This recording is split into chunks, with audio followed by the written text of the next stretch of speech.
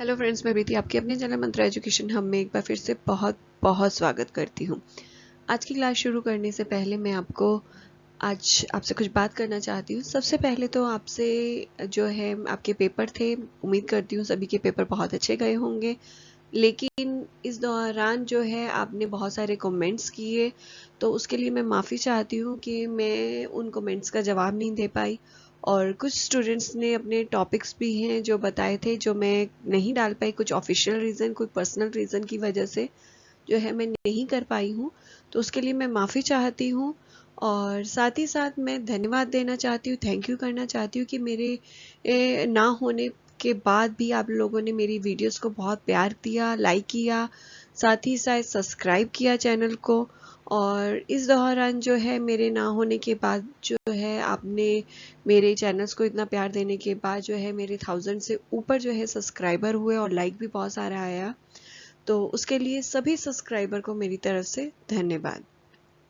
और जिन्होंने सब्सक्राइब नहीं किया लेकिन वीडियो लाइक की है और वीडियो को देखा है और पसंद किया है, उसके लिए भी सभी को मैं अपने दिल से जो है थैंक यू कहती हूँ। और आज की जो है मैं क्लास शुरू करती हूँ। आज की क्लास के अंदर जो है डियर स्पेशल एजुकेशन ASD का जो है सॉल्व क्वेश्चन पेपर नंबर 1 जो है हम लेकर आए हैं, जिसमें आपका इंट्रोडक्शन टू डिसेबिलिटी की हम सबसे पहले बात करेंगे।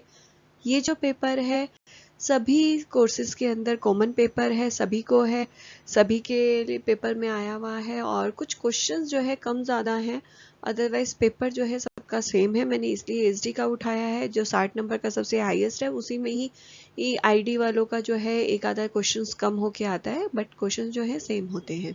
तो चलिए इसी के बारे में हम आज बात करते हैं। लेकिन आज की क्लास शुरू करने से पहले, बात करने से पहले, अगर आप चैनल पे नए हैं तो ऐसे ही इन्फॉर्मेशन के लिए, अपडेट के लिए जल्दी से चैनल को सब्सक्राइब और बेल आइकन को दबाना बिल्कुल मत भूलिएगा, जिससे इस चैनल पे आने वाली वीडियो की नोटिफिकेशन आपको जल्दी से मिले। साथ ही साथ ये वीडियो को अगर पसंद आए तो शेयर ज़रूर करिएगा, ताकि ये और जो स्टूडेंट हैं वो भी अपने आंसर्स मैच कर पाए कि वो सही लिखे हैं या नहीं लिखे, और जो इनकमिंग स्टूडेंट है, जो आने वाले स्टूडेंट है, उनको इससे हेल्प मिले। तो चलिए आगे बढ़ते हैं। सबसे पहले क्वेश्चन की बात करते हैं। बर्थ ऑफ स्पेशल एजुकेशन है। स्पेशल एजुकेशन का जो बर्थ है 1899 में हम लोग C पे टिक करेंगे, क्योंकि स्पेसिफिक क्वेश्चन नहीं है। यहाँ पर आपने बात कर रखी है विशेष शिक्षा की, लेकिन ये नहीं बताया हुआ कि इंडिया की बात कर रहे हैं या इंटरनेशनल की बात कर रहे हैं। तो क्वेश्चन डाउटफुल है, लेकिन मेरे अकॉर्डिंग जो है आंसर आपका 1899 आना चाहिए। सेकंड जो है सीवियर हेयरिंग लॉस की हम लोग बात करते हैं। यहाँ पर जो है सीवियर हेयरिंग लॉस जो है बी आंसर, यानी 71 dB टू 19 dB आएगा। बहुत सारे बच्चे जो है C लगा के आए हैं, जो गलत है। C जो है आपका प्रोफाउंड हेयरिंग लॉस की बात होती है। जो सीवियर हेयरिंग लॉस है 71 dB टू 90 dB आता है। BTE8 की full form behind the ear aid, जो कान के पीछे एड लगती है जिससे सुनाई देता है, वो किसके लिए होता है? सीवियर प्रोफाउंड के लिए, माइल्ड सीवियर लॉस के लिए, एनी डिग्री ऑफ लॉस, और मॉडरेट सीवियर ऑफ लॉस। यहाँ पर जो है वो किसी भी जो है कैटेगरी के लिए हो सकता है, तो आंसर है C। नेक्स्ट जो है how many layer are there in the human eye. जो ह्यूमन आईज हैं उनमें कितनी लेयर होती हैं? जिसके अंदर हमें आइस के अंदर 3 लेयर्स देखने को मिलती हैं, यानी आंसर है इसका सही, जो आंसर है B। लास्ट MCQ है। इसके अंदर जो अर्ली इंटरवेंशन प्रोग्राम है सेंटर बेस्ड, उसको सुपर कर सकता है, उसके बारे में बात की गई है।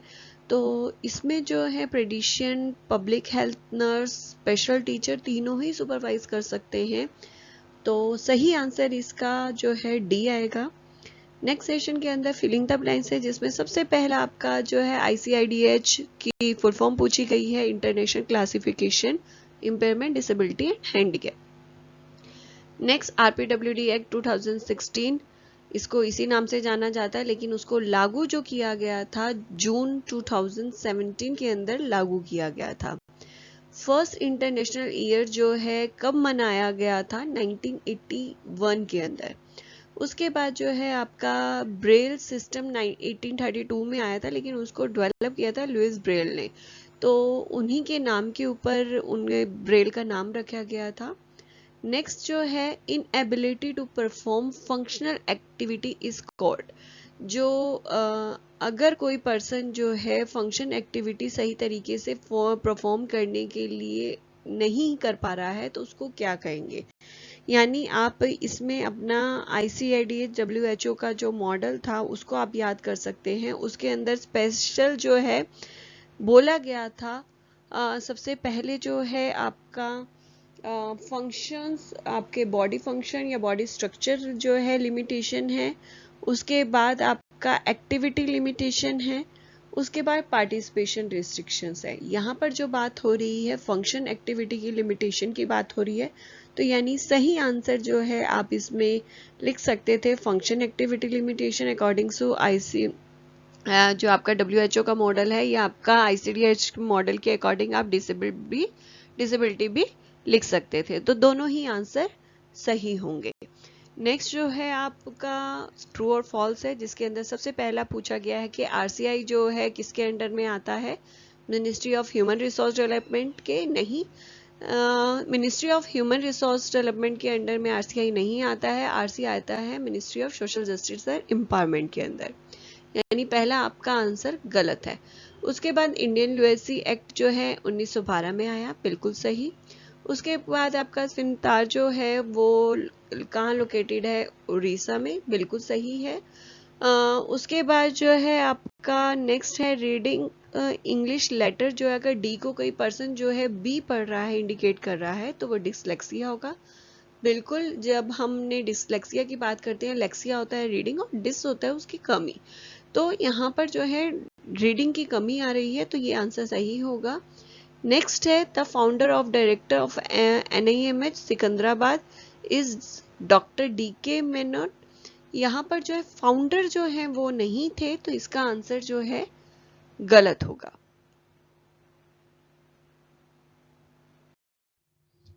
ये मैं पहले भी बता चुकी हूँ कि इंस्टीट्यूशन बहुत इंपॉर्टेंट है, ये किसी में भी अटक जाते हैं, फुल फॉर्म में, डैश में, MCQ में, या आपके 5 नंबर क्वेश्चंस में भी बहुत ज़्यादा देखने को मिलते हैं।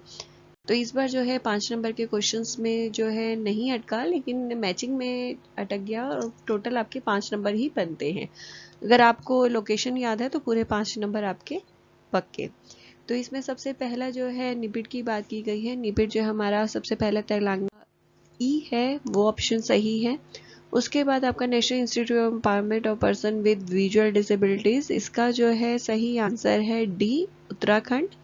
उसके बाद आपका है अलियावर जंग national institute of speech and hearing disabilities, इसका जो सही आंसर है महाराष्ट्र, बी आपका है। फिर नेक्स्ट है आपका फोर्थ है national institute of locomotor disability, जो आपका सही आंसर है वेस्ट बंगाल।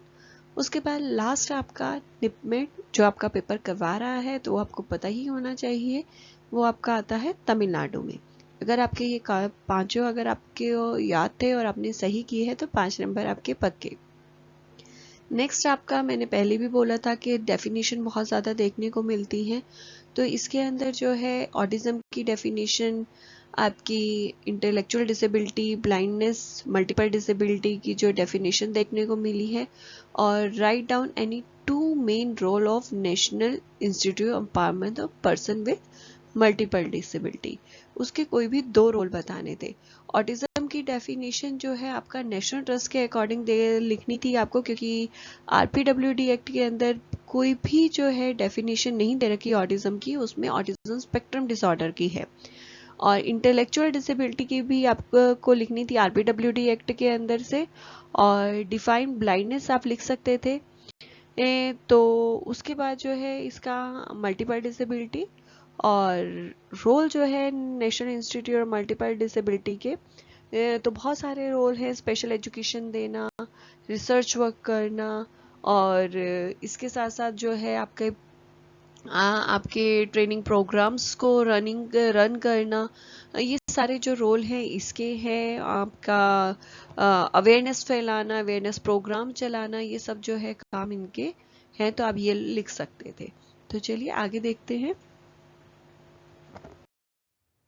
यहाँ आपके सभी शॉर्ट क्वेश्चंस का जो है आंसर प्रोवाइड कर दिया गया है। आप डेफिनेशन जो है देख सकते हैं, ऑटिज्म की डेफिनेशन नेशनल ट्रस्ट के अकॉर्डिंग है। इंटेलेक्चुअल डिसेबिलिटी की डेफिनेशन RPWD एक्ट, और ब्लाइंडनेस और मल्टीपल डिसेबिलिटी दोनों ही आपका जो आपकी नेशनल इंस्टीट्यूट है निपमेड का, उसका वर्क और उसका रोल लिखना है। तो 2 रोल हैं आपके, ह्यूमन रिसोर्स डेवलपमेंट और रिसर्च एंड डेवलपमेंट। तो ये आपके 5 के आंसर्स हैं। 5 नंबर के क्वेश्चन में आपका सबसे पहला क्वेश्चन स्क्रीनिंग के बारे में है। स्क्रीनिंग का मीनिंग, डेफिनेशन, उसका टाइप डिटेल में बारे में बताना था। उसके बाद सेकंड जो क्वेश्चन है आपका न्यूरोमस्कुलर जो है क्या है, उसके कैरेक्टरिस्टिक्स के बारे में आपको बात करनी है।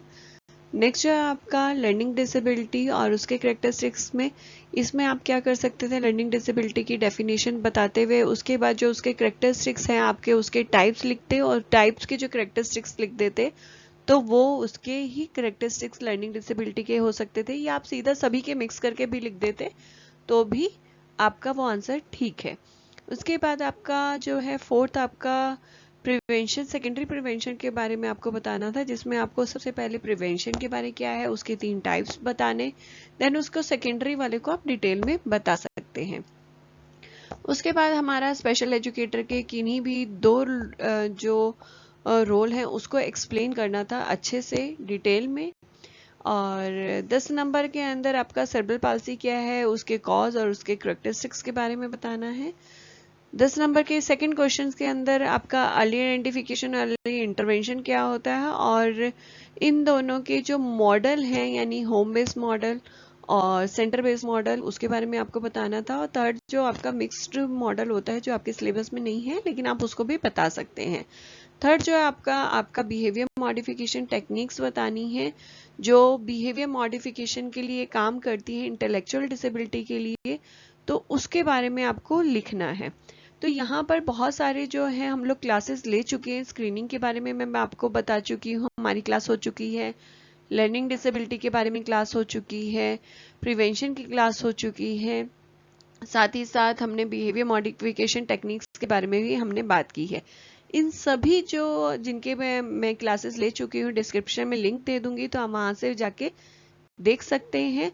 और जो बचे हुए टॉपिक हैं तो 5 नंबर और 10 नंबर के हैं, तो उसे हमें डिटेल में पढ़ना होगा, तो उसके बारे में अब नेक्स्ट क्लास में हम लोग पढ़ेंगे। तो आज के लिए बस इतना ही। अगर आपको ये क्लास पसंद आई हो तो लाइक और सब्सक्राइब ज़रूर करिएगा। साथ ही हाँ, आप मुझे ज़रूर ये बताइएगा, पार्ट ए जो MCQ वाले थे, फिलिंग द ब्लैंक्स, जो आपका पूरा है सेक्शन है, तो उसमें आपके कितने मार्क्स आए, कितने ठीक हुए, वो ज़रूर बताइएगा। और पेपर आपका कैसे रहा ज़रूर मुझे कमेंट सेक्शन में ज़रूर बताइएगा। आज के लिए बस इतना ही। एक नई वीडियो नई टॉपिक के साथ फिर से हाजिर होंगी। आज के लिए बस इतना ही। धन्यवाद।